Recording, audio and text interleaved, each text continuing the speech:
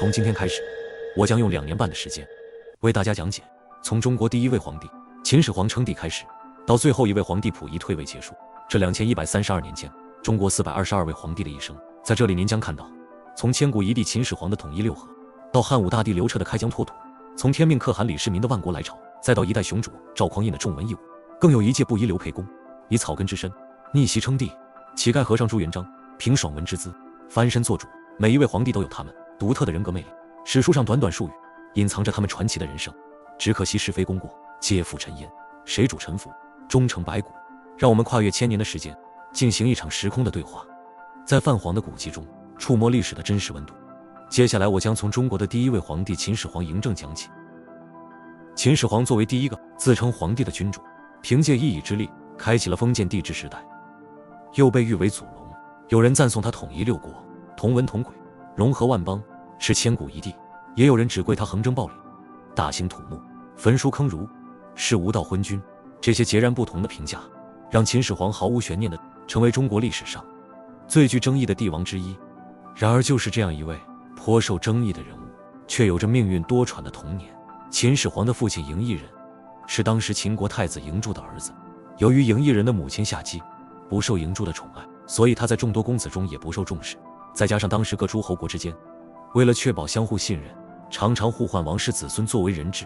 如此背景下，不受待见的嬴异人自然而然地被派去了赵国当人质。就当嬴异人接受自己的命运，等待熬尽余生之时，商人吕不韦的出现为他带来了转机。吕不韦分析了当时的局势，认为秦国是最有可能统一华夏的国家。正因如此，他将嬴异人视作潜在的皇权继承者，并决定通过自己的资源帮助嬴异人。在吕不韦的精心谋划下，嬴异人从一个不被待见的赵国人质一跃成为秦国未来的储君。为了进一步巩固和嬴异人的关系，吕不韦将自己的姬妾赵姬送给了嬴异人为妻。公元前259年正月，秦始皇出生于赵国邯郸。在他3岁的时候，秦赵两国关系恶化，赵王就想杀了在赵国的嬴异人泄愤。幸好在吕不韦的帮助下，把嬴异人安全送回到了秦国。异人是逃回了秦国，可赵姬和嬴政母子却滞留在了赵国。赵王又想杀了赵姬和嬴政，因为赵姬出身当地豪族，最后在秦娘家的全力庇护下，才得以在赵国的追杀下勉强生存。在嬴政9岁的时候，命运的阴霾终于开始消散，寄人篱下的日子终于迎来了曙光。公元前251年，在位56年的秦昭襄王嬴稷去世，太子嬴柱即位，即秦孝文王。但秦孝文王正式即位仅3天就去世了。太子嬴异人即位，即秦庄襄王。秦庄襄王嬴异人即位后，投桃报李，将曾经在困境中伸出援手的吕不韦拜为丞相。吕不韦当年的投资，此时终于得到了丰厚的回报。与此同时，秦庄襄王又派人到赵国接回躲藏在邯郸城内的嬴政和赵姬母子。在赵国过了9年的嬴政终于回到了秦国，并被立为太子，母亲赵姬也被立为王后。但让人意外的是，嬴异人在位仅3年就离世了。年仅13岁的嬴政成为了新一代的秦王。嬴政继位时年纪尚幼，无法完全掌控朝政，国家大权暂由丞相吕不韦和母亲赵姬掌控。嬴政尊吕不韦为仲父，尊母亲赵姬为太后。在吕赵2人掌权期间，他们旧情复燃，暗地里常常私通，沉溺于往日的情分之中。但随着嬴政的年岁渐长，吕不韦害怕东窗事发，便产生了远离赵姬的念头，但又担心赵姬会因此对自己心生怨恨。于是吕不韦便献上了假宦官嫪毐攻赵姬行了。而嫪毐凭借赵姬的宠爱，获得了极高的权势和地位，被封为长信侯。他不仅在赵姬的默许下以嬴政的假父自居，还和赵姬偷生了2个孩子，并还招揽了众多门客，围拢了一大批死党亲信。如此一来，在嬴政的身边出现了以吕不韦和嫪毐为首的2大政治集团。这2大政治集团的存在严重限制了秦国的发展。公元前238年，有人向嬴政告发嫪毐是假宦官的身份，并痛斥他与赵姬的混乱关系，甚至直言嫪毐与赵太后生下2个私生子的事实。嬴政听后大怒，嫪毐得知被人告发的消息后，为求自保，率领3000死士在嬴政所居的齐年宫发动政变，史称嫪毐之乱。实际上，嬴政对嫪毐的谋反迹象早有所察觉，在暗中布下了天罗地网。嫪毐的乌合之众在大秦的精锐面前根本不堪一击，嫪毐最终失败，被车裂而死。他与太后赵姬所生的2个孩子被嬴政下令活活摔死，以绝后患。赵姬因与嫪毐私通并参与谋反，被嬴政幽禁，失去了自由。而赵姬的旧情人吕不韦因举荐嫪毐入宫，被这场风波牵连，罢去了丞相之职，流放到巴蜀之地。1年后畏罪服毒自杀。自此年仅22岁的嬴政全面掌握了秦国的权力，开始亲政。在那时战国时期，延续多年的诸侯割据仍在持续。齐、楚、燕、韩、赵、魏6国各自为政，长期对立，互不相让。而对于秦始皇而言，秦国若要走向真正的强盛，就必须消除分裂局面，完成整个中华大地的统一。经过7年的筹备，嬴政在魏辽等人的协助下，制定了笼络燕齐稳住魏、消灭韩赵、远交近攻、逐个击破的方针，展开秦灭6国之战。秦国这个庞大的战争机器再次发动。公元前230年，嬴政派内侍腾率领秦军直逼韩国，一举俘虏韩王安。韩国的灭亡拉开了6国合并的序幕。仅仅1年后，嬴政派王翦领军攻赵，同时施展反间计，重金贿赂赵王身边的佞臣郭开。郭开为求私利，在赵王面前搬弄是非，致使赵王谦昏庸地斩杀了赵国的中流砥柱李牧。失去良将的赵国军队瞬间群龙无首，战力锐减。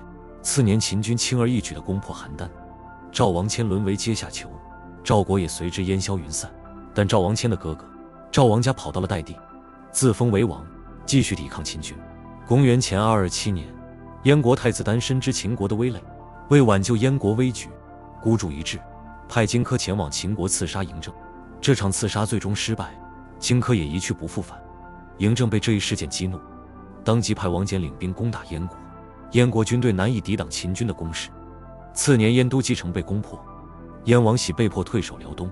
为了求和，燕王喜忍痛斩杀了太子丹，试图以此平息嬴政的怒火。此时的燕国名存实亡。公元前225年，秦国的锋芒指向魏国，王贲奉命率10万大军包围魏都大梁。在秦军的长期围困下，魏国支撑不住，魏王甲投降，魏国宣告灭亡。公元前224年，王翦奉命伐楚，楚军因粮草不足，士气逐渐低落，项燕无奈率军南撤。王翦抓住战机，果断追击，渡过淮水，直捣楚都寿春。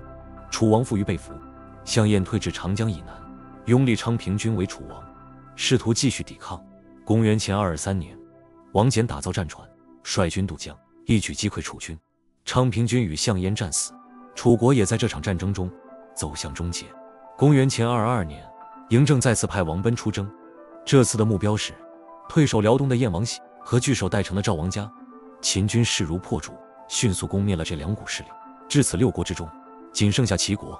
齐国因相国后胜，被秦国重金收买，在秦国攻灭其他5国时，始终作壁上观，错失了合纵抗秦的时机。当5国相继灭亡后，齐王建才如梦初醒，匆忙派兵守卫齐国西部边境，但一切都为时已晚。公元前221年，王贲率领秦军从燕地齐西南下，迅速攻下齐都临淄。齐王建出城投降，齐国灭亡。从公元前230年到公元前221年，短短10年间，嬴政指挥秦军东出韩国，横扫6国，结束了长达500余年的诸侯割据局面，建立起中国历史上第一个大一统王朝秦朝。嬴政统一后，认为自己得兼3皇，功过5帝，于是创立了皇帝称号，自称始皇帝。从此，皇帝的称号被历代封建帝王沿用了2000多年之久，直至清朝末代皇帝溥仪退位，还命丞相李斯用和氏璧雕刻传国玉玺，正面刻有受命于天，既寿永昌8个篆字。传国玉玺作为皇权的象征，历代皇帝都是其为皇权天授、正统合法的信物。但可惜的是，玉玺在5代十国时期和后唐末帝李从珂一起自焚于玄武楼，传国玉玺就此失踪，成为历史谜团。在完成统一后，秦始皇意识到仅仅依靠武力无法长期维持一个帝国的稳定。为了巩固自己的统治，秦始皇进行了影响后世2000余年的诸多改革。首先在行政上，秦始皇在中央设3公9卿来管理国家大事，在地方上废分封改郡县，并把全国分成36郡，郡下设县，县下设乡，加强了中央集权。在文化律令方面，秦始皇推行书同文、车同轨、统一度量衡、统一货币等政策。随后他又在全国范围内推行了统一的法律，并实行法治。这些政策将原本分散的六国迅速地连接在一起，但其严苛的刑罚也被秦朝的覆灭埋下了一颗种子。在军事领域上，秦始皇派大军南征岭南，历经苦战，最终将整个岭南地区纳入秦朝版图。与此同时，秦始皇派大将蒙恬率领30万大军北击匈奴，成功收复河南之地今内蒙、河套地区。为了抵御匈奴的再次南侵，秦始皇下令开始修筑长城。而作为一位至高无上的帝王，秦始皇的内心始终充满着对生命的恐惧。他开始四处寻求长生不老的办法，甚至命令道士和方士制作长生不老药。但他不知道的是，丹药里含有大量重金属，越是长期服用，死亡来得越快。从最初的徐福到最后的卢生，出海后都变得杳无音信。秦始皇因多次被方士欺骗，盛怒之下将咸阳城中几百名方士抓来活埋，这便是坑儒的真实起因。其实秦始皇坑杀的是方士，而非儒生，但这成了他难以抹去的污点。同时，为加强思想文化控制，秦始皇下令焚烧出秦记、医药、种树类书籍外的六国史书和百家诸子著作，还禁止私学，这就是焚书。自此百家争鸣的时代结束。焚书和坑儒本是独立事件，并无直接关联，却被后人合称为焚书坑儒。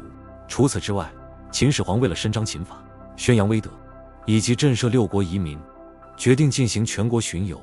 从公元前220年到公元前215年期间，秦始皇开展了4次巡游，消耗了大量的财力、物力，再加上秦始皇陵及阿房宫的大兴土木，也极大地加重了百姓的徭役和赋税。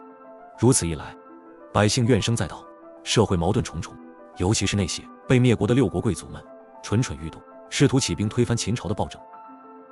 公元前210年，秦始皇在第5次巡游的时候病逝于沙丘，终年49岁。